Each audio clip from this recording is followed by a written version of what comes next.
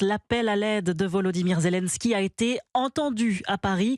Purificateur d'eau, kit d'hygiène, réservoir de stockage, au total une dizaine de tonnes d'équipements et biens humanitaires d'urgence sont en route pour la région de Kherson, noyée et où les évacuations de civils se poursuivent. La France au chevet de l'Ukraine qui continue par ailleurs de soutenir son effort militaire. Oui, et pas seulement avec l'envoi de chars légers, Paris assure aussi la formation de soldats ukrainiens en France et en Pologne.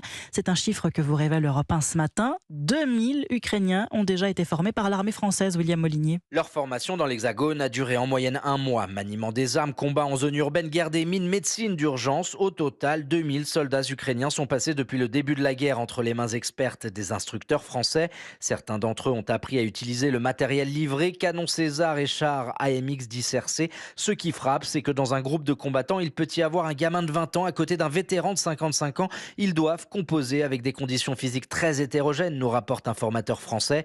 En Pologne, c'est un bataillon entier de 600 soldats ukrainiens qui a été formé par 200 militaires tricolores pendant 2 mois. Alors forcément, des liens se nouent entre frères d'armes. Selon les informations d'Europe 1, l'armée française conseille à ses troupes de couper les ponts une fois que les Ukrainiens sont repartis au front. Question de sécurité et pour éviter une trop grande proximité, enseignement directement tiré de l'expérience d'un État balte. Certains militaires de l'OTAN, n'ayant plus de nouvelles de leurs collègues ukrainiens, sans doute tués dans la bataille de Bakhmout, ont commencé à développer des symptômes caractéristiques du trouble de stress post-traumatique. William Molinier, spécialiste défense d'Europe 1.